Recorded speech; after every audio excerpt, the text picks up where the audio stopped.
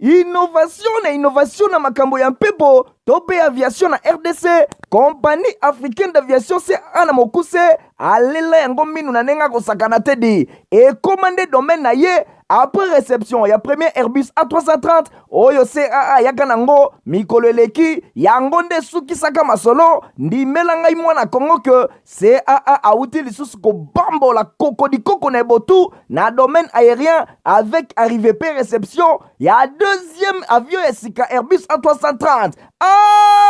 Airbus A330, deuxième frappe yango yo, ya mokwake na mapate RDC, ya boebondi melangai ke mon côté na terrain po ezala nanu te ekomi lelo ntimba na nzuzi veut dire mapasa Airbus A330 ba avion ya mokwake ya liboso eyaka yango yo bozwa lux eza nango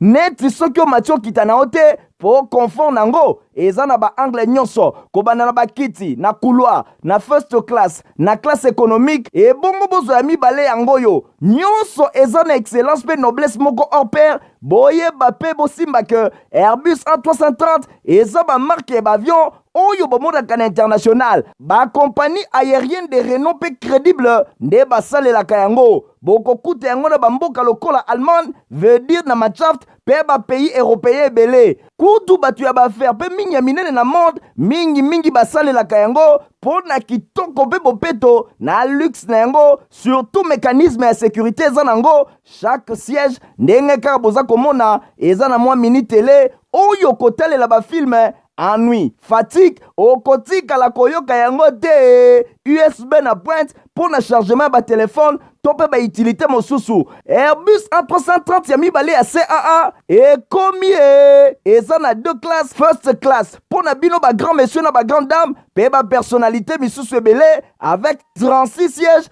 classe économique pe zali pour na bino bosalaka ba faire pe bato nyonso ba amoureux ba voyage avec 267 sièges mokoka sala voyage dans ba meilleures conditions ndenge nanu ezala te avec Airbus A330 ya mibale ya CAA avion ya sika oyo uti kokoma ekwei deja na mabele timba na nzuzi lelo mibale moko te na Congo bana Congo pe bapaya basepeli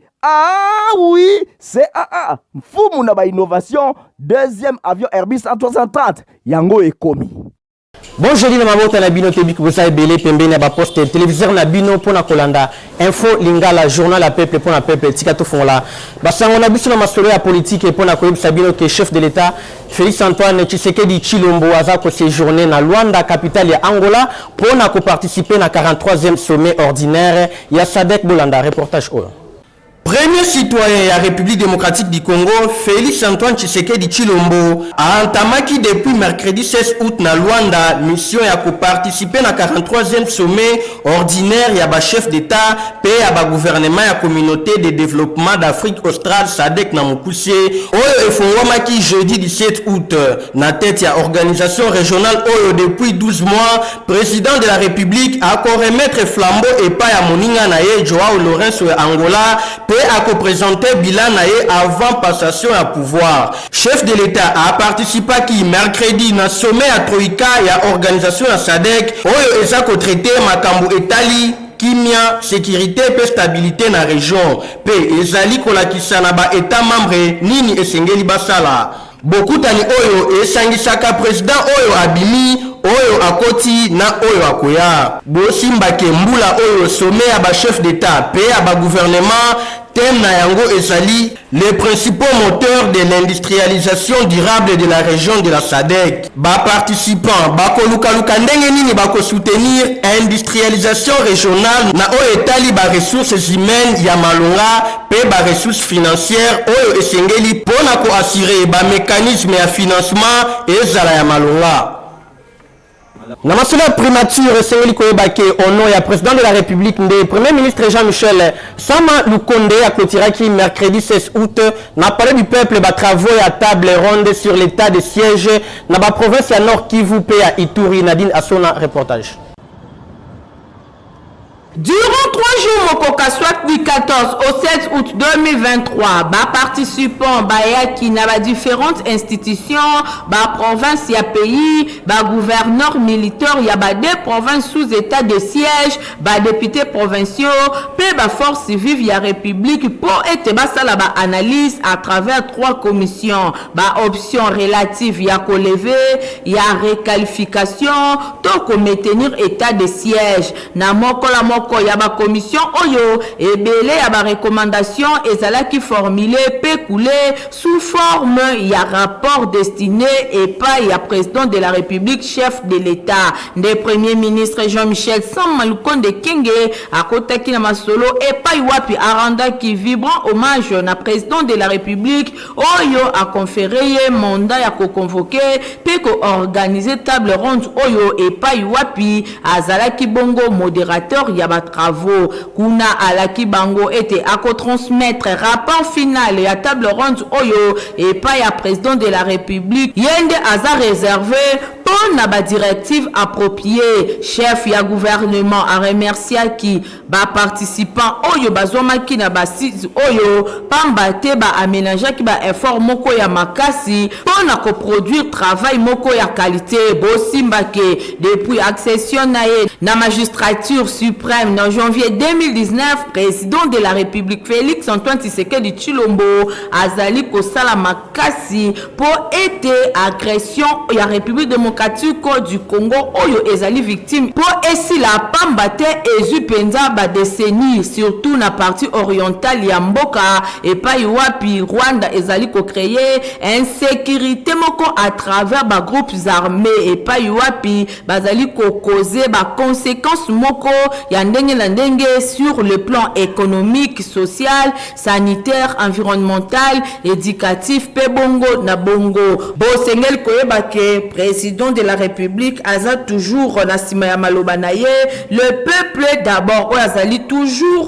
kokana ke azongisa kimia pe espoir na population surtout ya territoire national oyo bosimba ke na cadre wana nde azwaka mokolo ya le 3 mai 2021 ordonnance portant état de siège pe mesure ya application kaka na masolo ya seni esengeli koyeba ke secrétaire exécutif provincial ya Seni Kinshasa Madame Anne-Marie Mukwayanzo amarkaki présence na ye na randonnée pédestre électorale oyo ezalaki organisée na place des artistes na rond-point Victoire. Stéphanos Kande RT mapinde mi reportage.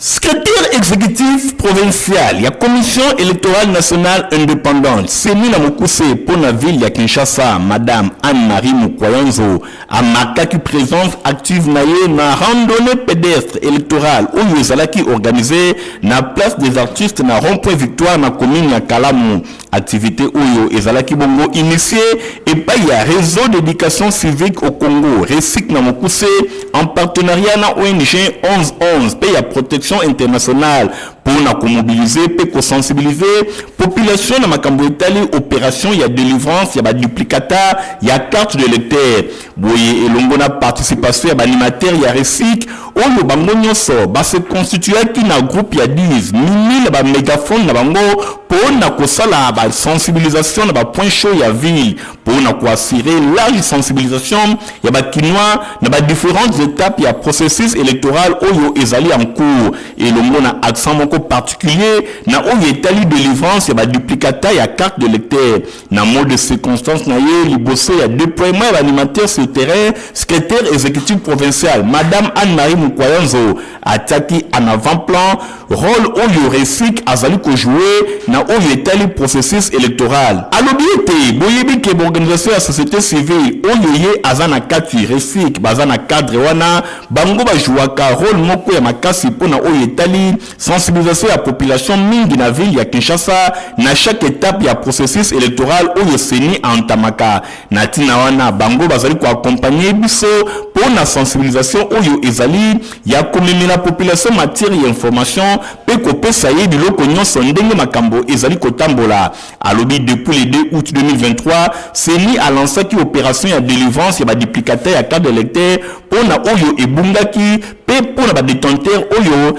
makambo na bango ekomama ezali lisusu komona te na bit ya ko permettre na ba récurrent bayeba na kozala toujours na fichier électoral pe bayeba na ko voter sans problème. Délivrance ya ba duplicata oyo ezali ya ofele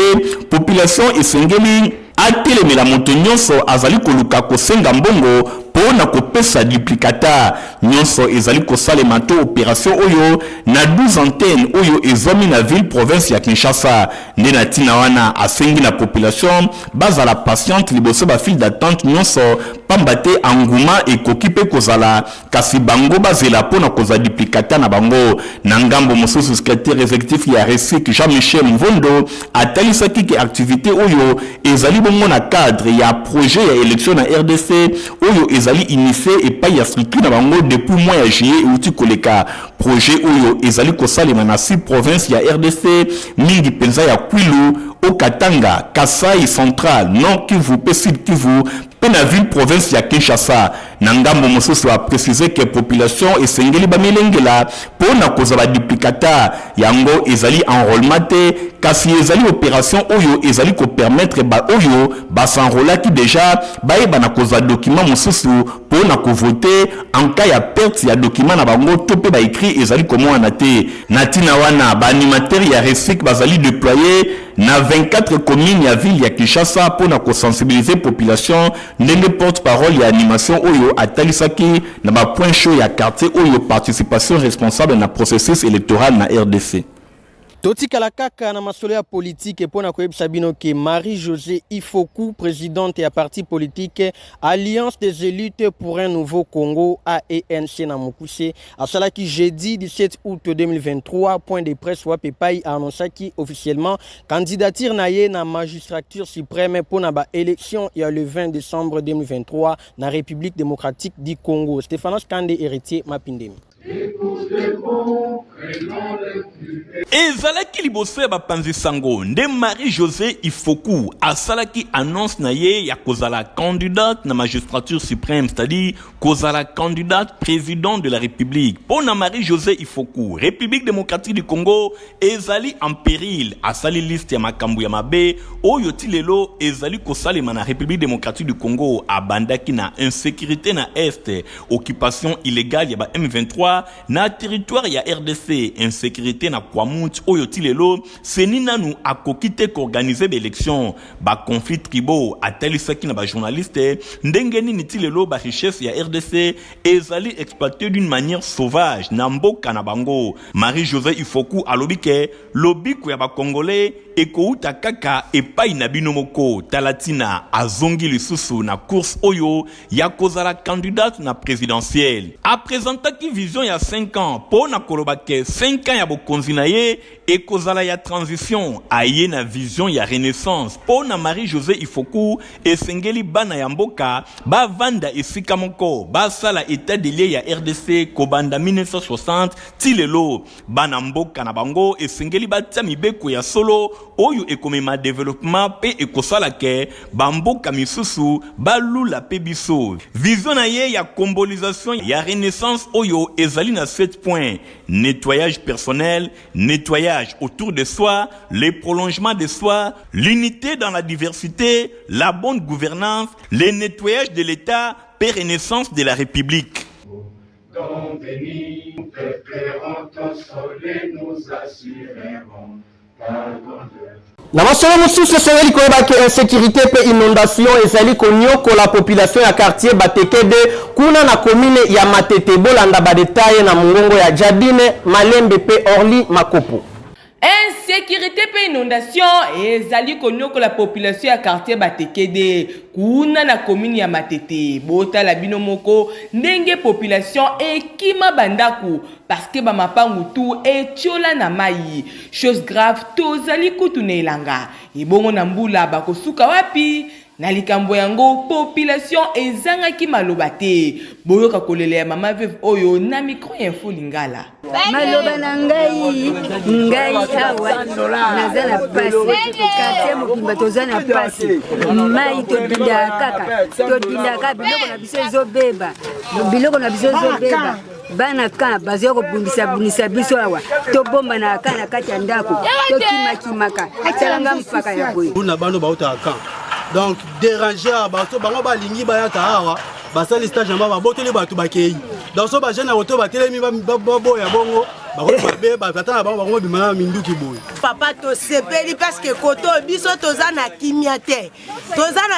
mpo anini ya liboso ma ya koto ezotungisa biso totunike na mboko bakonzi bazalaka te ya mibale ndako etikali polele bato bazalaka te misatu bakulu na ka toza na kimia te ndenge tomoni papa ye boye akanisela biso tiela biso mpe susiete biso misusu tozalaka na bateke me na minute tozala bandako te tozalaka pa bandeko tosufra tuka mai ezoboma bato makasi antuka penza papa gugumesa ezwana likambo o papa tozosufri tala bandako nde tokima banaka kokata biso bamasheshe koyibe biso basek koyibe biso bambongo kango toza na insécurité esuka ta bongo te na problème ya inondation mais ekomi lisusu problème ya insécurité bakulu na miyibi bauti na kankabila baza konyokola population ya batekede inondation plus insécurité esali que population ekima quartier kasi po bazonga lisusu basengi na leta akota likambo na bango sino te mawa mingi olinga kovoyager na bakondition ya kitoko esengeli koyeba ke CAA atieli na baklient na ye Airbus A330 mpona kopermettre na bango bavoyager na bakondition ya kitoko.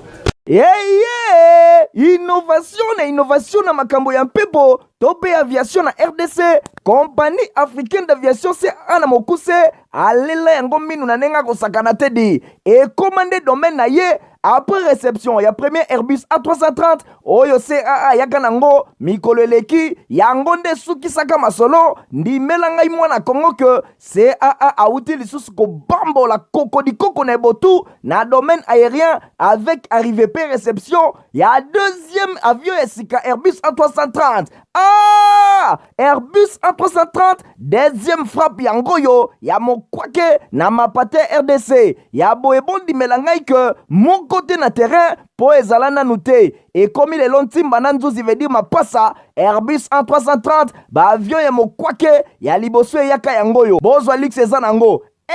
neti soki omati okita na yo te po confort nango eza na baangle nyonso kobanda na bakiti na couloir na first class na classe économique ebongo bozwa ya mibale yango yo nyonso eza na excellence pe noblesse moko hors pair boyeba pe bosimba ke Airbus A330 eza bamarke ya baavion oyo bomodaka na international bakompagnie aérienne de renom pe crédible nde basalelaka yango bokokuta yango na bamboka lokola Allemagne veut dire na Machaft pe bapays européen ebele kutu bato ya baaffaire pe mingi ya minene na monde mingi basalelaka yango mpo na kitoko pe bopeto na luxe na yango surtout mécanisme ya sécurité eza nango chaque siège ndenge kaka boza komona eza na mwa mini télé oyo kotalela bafilme ennui, fatigue, okotika la koyoka yango te USB na pointe pour na chargement ba téléphone tope ba utilité mosusu Airbus A330 ya mibale ya CAA et combien eza na deux classes first class pour na bino ba grand monsieur na ba grande dame pe ba personnalité misusu ebele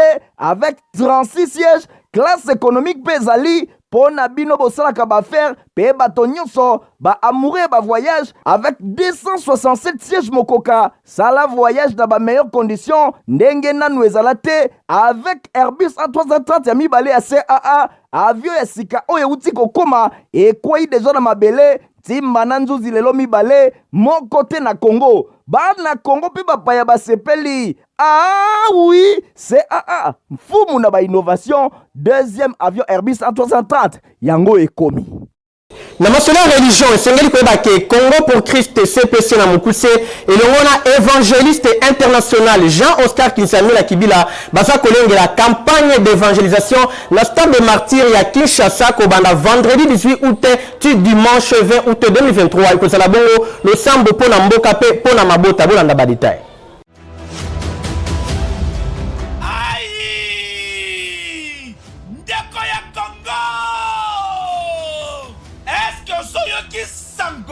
Ya CPC 2023 Congo pour Christ avec l'évangéliste international Kizamina Kibila Jean-Oscar, l'homme de Dieu,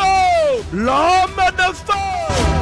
Yoka, CPC 2023, grande campagne d'évangélisation et de guérison miracle. Kangadat Malam, du vendredi 18 au dimanche 20 août 2023 à partir à 12h Ngenga, dans le stade de martyr.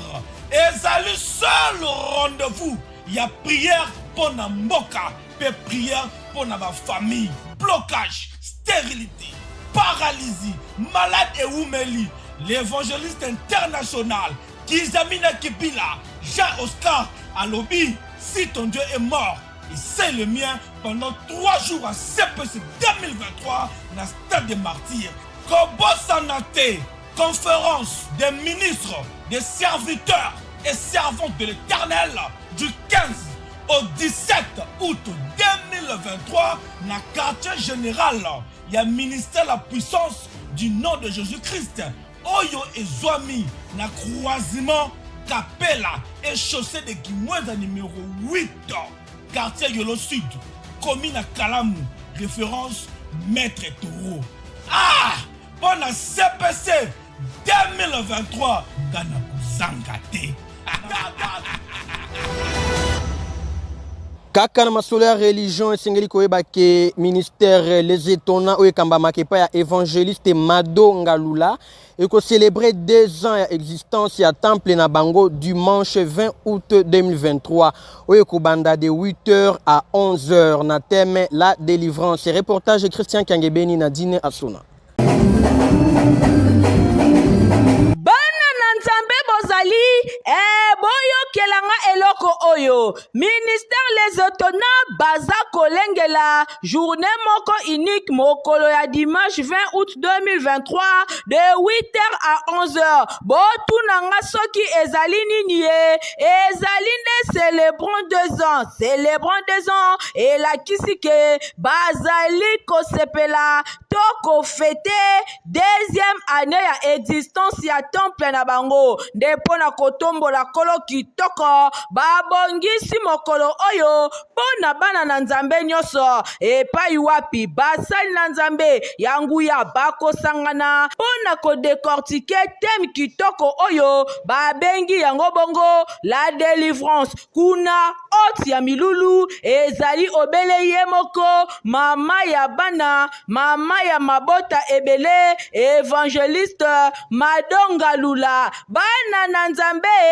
bokamwe te o boyoka lisusu eloko oyo ministère les étonnants ezwami bongo na avenue Mwanda numéro 15 bis référence arrêt école Pongabi na commune ya Kalamu oza mobimba ndeko papa ndeko mama elenge mwasi elenge mobali bobengami bino nyonso na molulu kitoko oyo po la ministère les étonnants awa batombola kaka kombo na Yesu Kristu boyebi kombo wana misala esalaka esikolaka esekwisaka ekangolaka etombolaka na yango yo moto zana ba problème kilikili yaka kozwa délivrance na yo na kimia pe na lopete nyoso zwabiki koma adresse oyo malamu avenue Mwanda numéro 15 bis référence école Pongabi na commune ya Kalamu okozwa ministère les étonnants mobimba.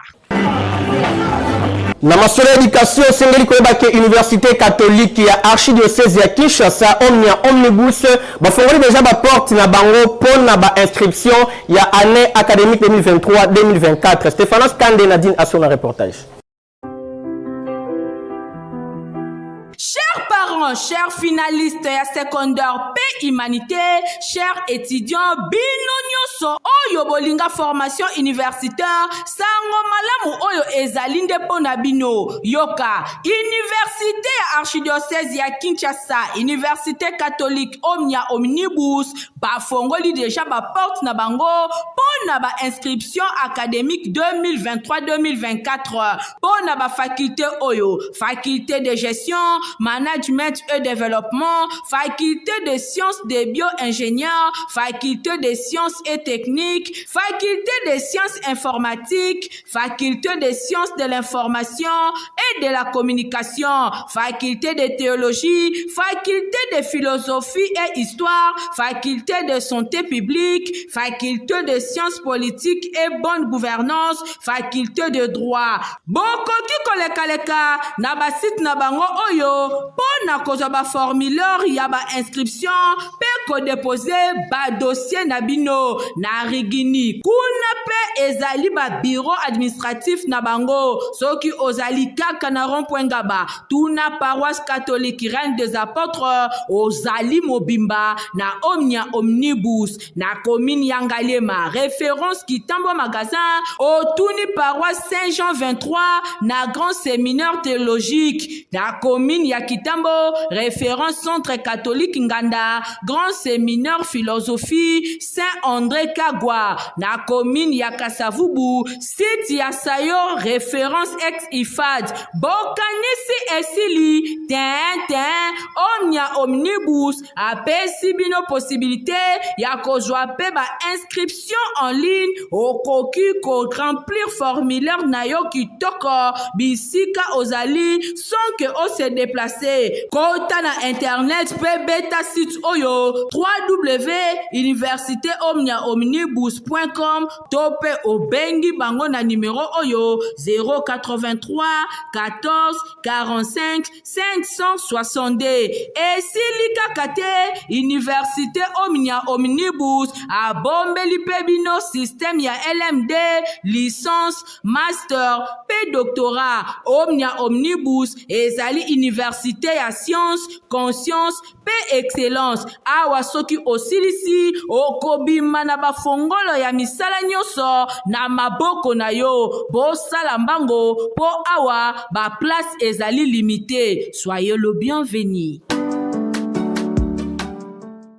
Olinga kolata ba sapato ya kitoko esika eza se moko na 7e rue limité na petit boulevard na place commerciale et pas wapi Papa Griffe aza kozela bino po azosala ba sapato ya kitoko ndenge héritier mapindeni pe Igor Ntingi batalisi yango.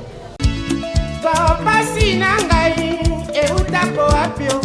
olingaka basapato kitoko olingaka mokoto ya malonga oyo ekobimisa yo propre liboso ya bato nyonso esika eza se moko na 7e rue na commune ya Limete na place commerciale na petit boulevard tala malamu yeyo collègue ya bato nyonso basalaka basapato minene na mikili ya poto basapato ya kitoko oyo bino boyebi yeyo ye moko ayebi mosala na ndenge akosakana te bato nyonso bayebi collègue ya Jimmy Weston azali kosala koto na ndenge akosakana te nayebi ke chef de l'état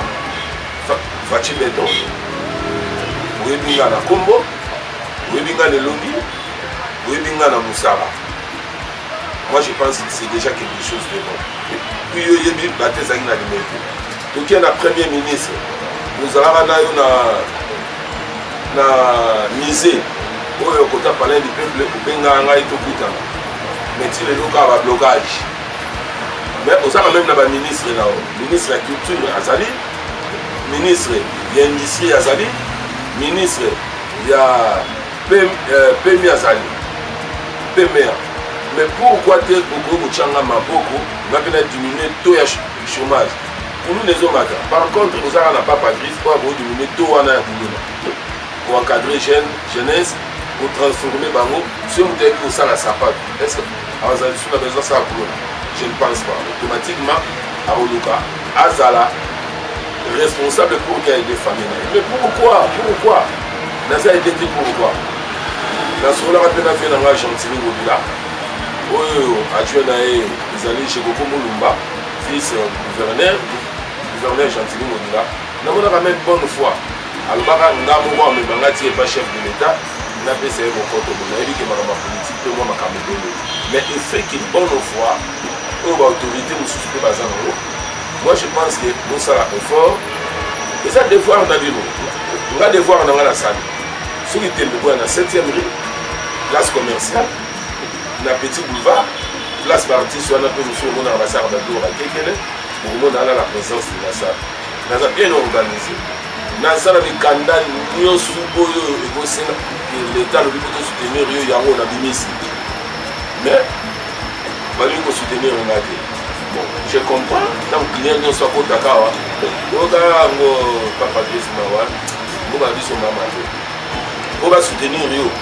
il faut simba science mais nga na simba science na vi na nga te donc chaussure ya awa ozala osala fete obia bato nyonso na fete nataka pesa awa ozala oza na mariage lata awa oza na sapato ya monene lokola ilki yaka na odimini yango koma lokwa emoro ekoka yo oza na oyo lokwa emoro olingi koma boliki lokola ilki yaka na osala ngo nasaka réparation nasaka fabrication donc nayebi kosala oyo comme il se doit otaka ebate eza te Oyoki, adresse ezase moko na 7e rue Petit Boulevard na commune ya Limete epai wapi ba chaussure, ba sandal, ba mapapa ezali kosalema na ndenge ya kosakana te soki okoti awa obosani Italie. Libela! Et là, on est sur la cathédrale, comme une souka ya présentation ya journal Nabiso Kasi. Donc, abona bon te 5 et top ça. Merci na wa zala ki si ma caméra Igor Tingi. Montage Simba Makina Fabrice Lundo mi pe concours rédactionnel Simba Makina Rit Kindu Nadine Asona Naomi Wonda Nathalie Kaila pe superviseur Simba Makibona héritier Mapinde mi bandera na bien to kotali Mikolo Mezali koya au revoir. Innovation na makambo ya mpepo tope aviation na RDC compagnie africaine d'aviation CA na mokuse alela yango minu na nenga kosakana te di et commandé domaine na ye après réception ya premier Airbus A330 oyo CAA yaka nango mikolo eleki yango nde sukisaka masolo ndimela ngai mwana Kongo ke CAA auti lisusu kobambola koko na ebotu na domaine aérien avec arrivée pe réception ya deuxième avion ya sika Airbus A330 Airbus A330 deuxième frappe yango yo ya mokwake na mapate RDC ya boyebondi melangai ke mon côté na terrain po ezala nanu te ekomi lelo ntimba na nzuzi veut dire mapasa Airbus A330 ba avion ya mokwake ya liboso eyaka yango yo bozwa lix eza nango neti soki omati okita na yo te po confort nango eza na ba angle nyonso kobanda na bakiti na couloir na first class na classe économique et bongo bozo ya mibale yango yo nyonso eza na excellence pe noblesse moko hors pair boyeba pe bosimba ke Airbus A330 eza ba marque ba avion oyo bomodaka na international ba compagnie aérienne de renom pe crédible nde basalelaka yango bokokuta yango na bamboka lokola Allemagne veut dire na Machaft pe ba pays européen ebele kutu batu ya baaffaire pe mingi ya minene na monde mingi basalelaka yango po na kitoko pe bopeto na luxe na yango surtout mécanisme ya sécurité eza nango chaque siège ndenge kaka boza komona eza na mwa mini télé oyo kotalela bafilme ennui, fatigue, okotikala koyoka yango te USB na pointe pour na chargement ba téléphone tope ba utilité mosusu Airbus A330 ya mibale ya CAA ekomi eza na deux classes first class pour na bino ba grand monsieur na ba grande dame pe ba personnalité misusu ebele avec 36 sièges classe économique pe ezali po na bino bosalaka baaffaire pe bato nyonso ba amoureux ba voyage avec 267 sièges mokoka sala voyage na ba meilleures conditions ndenge nanu ezala te avec Airbus A330 ya mibale ya CAA avion ya sika oyo euti kokoma ekwei deja na mabele timba na nzuzi lelo mibale moko te na Congo bana Congo pe bapaya basepeli oui CAA mfumu na ba innovation deuxième avion Airbus A330 yango ekomi